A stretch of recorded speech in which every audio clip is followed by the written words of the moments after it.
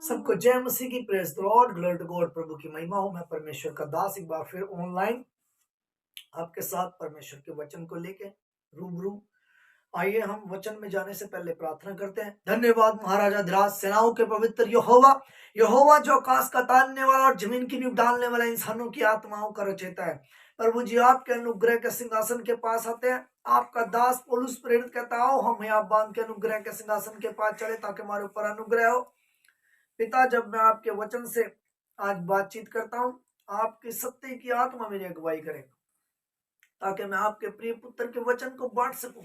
आप मुझे गाइड करें, यीशु के नाम से मांगता हूं, आमीन, हालेलुया। तो जो आज का जो हमारा विषय है वो बड़ा गंभीर है और मैं अपना एक दर्शन आप लोगों के साथ शेयर करूंगा जो बीती रात में परमेश्वर ने दिया वर्शिप के थ्रू, प्रार्थना के दौरान, और मैं उस दर्शन को बताता हूं आपको। परमेश्वर ने जब दर्शन दिखाया तो परमेश्वर को मैंने दर्शन में देखा और मैंने देखा कि परमेश्वर स्वर्ग लोक में अपने सिंहासन पर से नीचे बैठे हैं उतर कर। और जब मैंने प्रभु से बात की कि प्रभु जी, तो प्रभु को जब मैंने देखा तो प्रभु बहुत निराश दिखाई दे रहे थे, दुखी थे। ऐसा किसी बात की गहरी चिंता में होता है ना इंसान, जैसे कि किसी के घर में शोक होता है, जब कोई मर जाता है उसके घर में शोक होता है, तो वहां के लोगों के चेहरे उतरे होते हैं, वो दुखी होते हैं, परेशान होते हैं। ऐसे प्रभु मुझे दुखी और परेशान लग रहे थे और जब अपने सिंहासन पर से वो स्वर्ग में नीचे बैठे थे तो मैं भी नीचे बैठ गया। और जब प्रभु से मैंने बातचीत करनी शुरू करी तो प्रभु ने मुझे बोला कि मैं इसलिए दुखी हूं कि जो स्वर्गदूत हैं पिता के, वो पेड़ों को काट रहे हैं। और इस बात से मैं बहुत दुखी हूं कि वो पेड़ों को क्या कर रहे हैं, काट रहे हैं।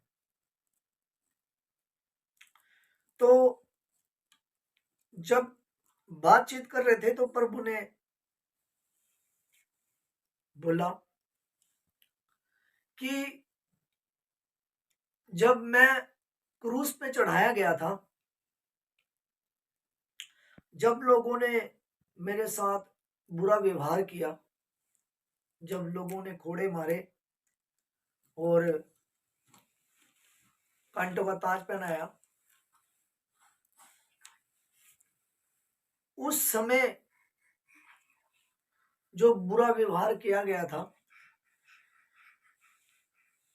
वो मेरे साथ तो हो रहा था शरीर में, लेकिन वो पिता की आत्मा के साथ भी हुआ। और फिर प्रभु ने क्या दिखाया, पवित्र आत्मा प्रभु में से मैंने बाहर देखा आते कबूतर के रूप में, सेम जैसे कि प्रभु के ऊपर जब प्रभु यीशु मसीह बैप्टिज्म लेते हैं, हम देखते हैं कि शारीरिक रूप में पवित्र आत्मा प्रभु के ऊपर उतरा। तो जब पवित्र आत्मा प्रभु यीशु में से बाहर निकला, इस दर्शन में मैंने देखा, तो जैसे ही वो प्रभु के पास आया वो खून से लथपथ हो गया। कैसे हो गया? खून से लथपथ हो गया। आंखों में से पवित्र आत्मा के खून निकल रहा था उस कबूतर के। व्हाइट कबूतर बिल्कुल लाल हो गया खून में और आंखों में से खून निकल रहा था। और ये बड़ा दर्दनाक देखने वाला मंजर था। और मुंह में से खून निकल रहा है और पूरा खून खून हो गया है। और जब मैं देख रहा था तो मैंने देखा कि जो उसको क्या आ रहे हैं, चक्कर आ रहे हैं। क्या आ रहे हैं? चक्कर आ रहे हैं। तो प्रभु ने मुझे बोला, जो भी कुछ मेरे साथ किया गया था शरीर में, वो सब लोगों ने पवित्र आत्मा के साथ किया। और जो पंजर में मेरे भल्ला मारा था वो मेरे दिल में लगा था। और क्या हुआ, उसकी वजह से जो मेरा दिल फटा तो परमेश्वर के दिल को भी क्या लगी, बड़ी गहरी चोट लगी। और ये मेरा आत्मा नहीं है, ये पिता का आत्मा है। लोगों ने मुझे तो दुख दिया ही दिया है, साथ में ही पिता के आत्मा को भी उन्होंने क्या दिया, दुख दिया है। और मैं दुखी और परेशान इसलिए हूं क्योंकि परमेश्वर ने मिकाएल दूत को आज्ञा दी है, और वो पेड़ों को क्या कर रहे हैं, काट रहे हैं। तीसरे स्वर्ग से आग के दूत उतरे हैं और वो पेड़ों को काट रहे हैं। इसलिए मैं क्या हूं, चिंतित हूं, परेशान हूं, क्योंकि मैं पिता का प्रिय था। पिता ने मुझे दे दिया लोगों के लिए, लेकिन फिर भी लोग मेरे लहू को पैरों के नीचे रौंद रहे हैं और पवित्र आत्मा का अपमान कर रहे हैं, ये सब कुछ होने के बावजूद भी, जबकि मैं पिता का प्रिय था और पर पिता ने मुझे दे दिया लोगों के लिए, ताकि लोग क्या पाए, छुटकारा पाए। लेकिन फिर भी लोग मेरे लहू को अपमान कर रहे हैं और पवित्र आत्मा का भी क्या कर रहे हैं, अपमान कर रहे हैं। और अब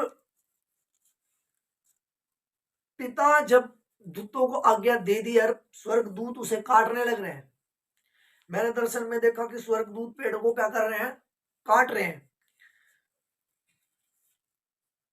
तो प्रभु ने बोला कि पिता का क्रोध भड़का हुआ है और ये लोगों के पास आखिरी मौका है। क्या है? और प्रभु ने बोला आप इस बात को शेयर कर दो लोगों के साथ,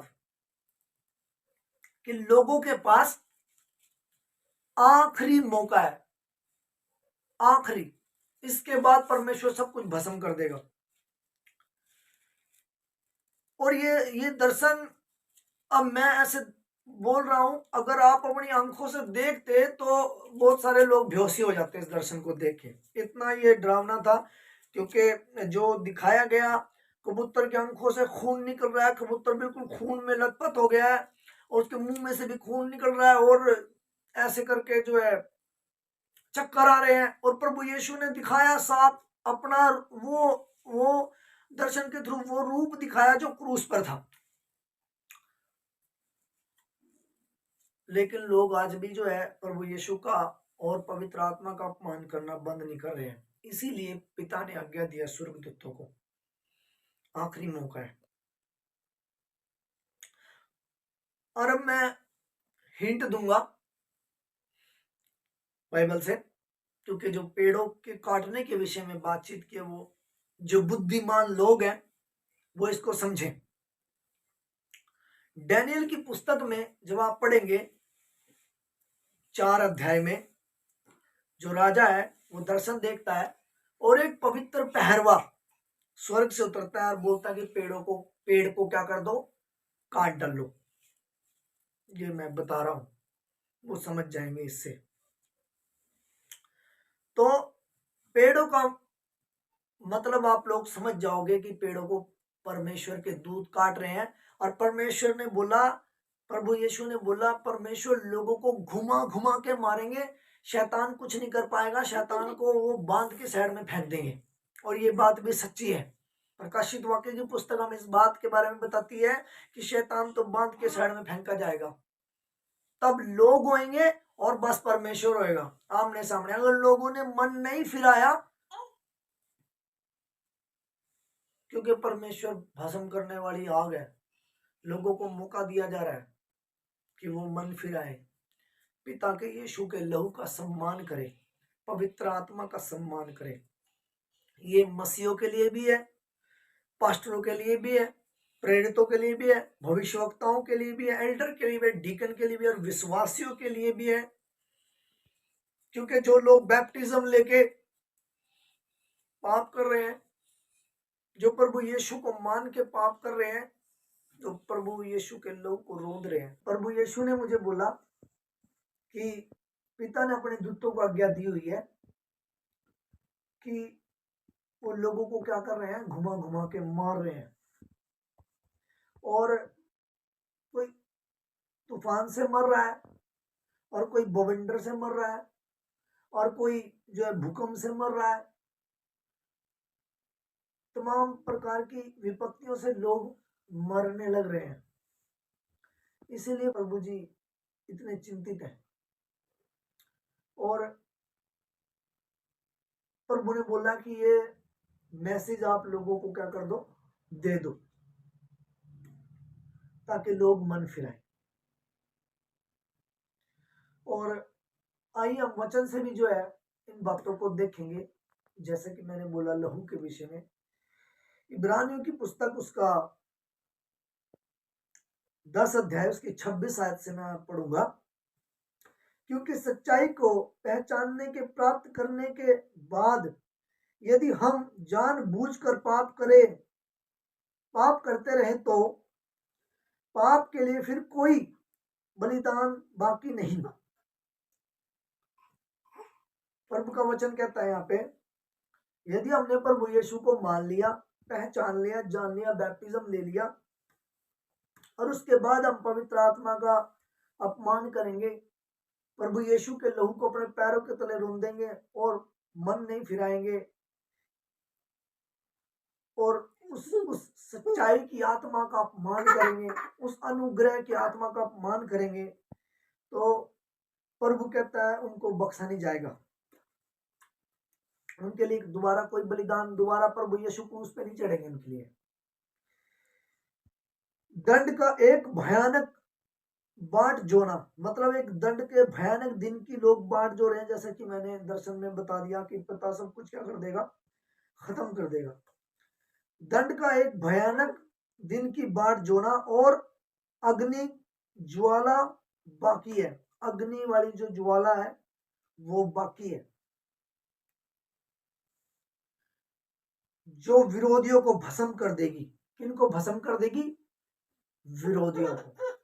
इसमें विरोधी लोग भी बताए जा रहे हैं और उसमें वो लोग भी बताए जा रहे हैं जो पिता के लहू को अपने पैरों के तले रोन देंगे, मतलब प्रभु को मानेंगे और प्रभु को मानने के बावजूद भी पाप करना नहीं छोड़ेंगे। 28 पद पढ़ता हूं।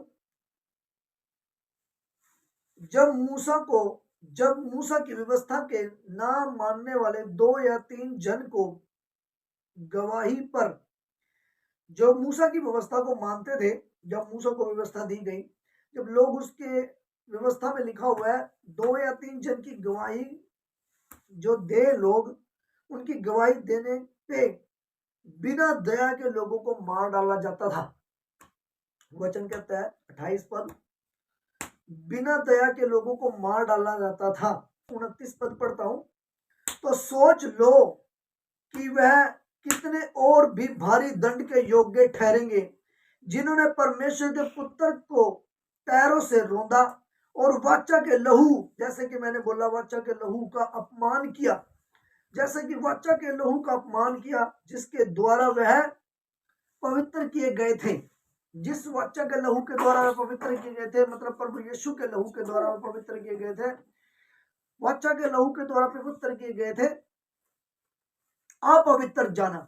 जैसा मैंने बोला, उन्होंने लहू को पैरों के तले रुंदा और उनको क्या जाना, अपवित्र जाना, और अनुग्रह की आत्मा का अपमान किया। किसका?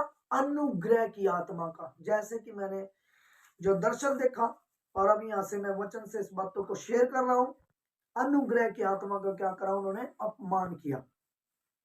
30 पद, क्योंकि हम उसे जानते हैं जिसने कहा पलटा लेना मेरा काम है, मैं बदला लूंगा, और फिर यह कि प्रभु अपने लोगों को न्याय करेगा। कौन करेगा? प्रभु अपने लोगों का न्याय करेगा। लास्ट आयत पढ़ता हूं, 31 पद, जीवित परमेश्वर के हाथ में पड़ना भयानक बात है। हालेलुया। जीवित परमेश्वर के हाथ में पड़ना भयानक बात है। अगर जो भी व्यक्ति जीवित परमेश्वर के हाथ में पड़ेगा, खत्म कहानी। क्योंकि बाइबल कहती है परमेश्वर भस्म करने वाली आग है।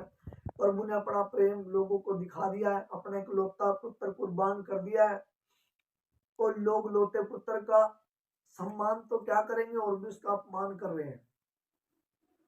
जितने लोग सम्मान करते हैं उनको प्रभु सोने का मुकुट पहनाएगा और उन्हें स्वर्ग का वारिस बनाएगा। और जितने लोग प्रभु के लहू का और उस अनुग्रह की आत्मा का अपमान कर रहे हैं, उसे छलनी कर रहे हैं अपने शब्दों से, अपने कामों से, उतने लोगों को वो शैतान के साथ नरक में डाल देगा।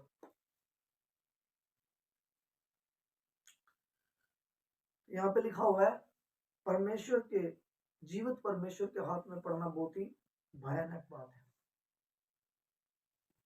एक वचन और पढ़ेंगे हम, भजन संहिता उसका 2 अध्याय और उसका 12 पद। यहाँ पे लिखा हुआ है, ध्यान दीजिए, पुत्र को चुम्मो, ऐसा न हो कि वह क्रोध करे और तुम्हें मार्ग ही में नष्ट करे, और तुम मार्ग ही में क्या हो जाओ, नष्ट हो जाओ।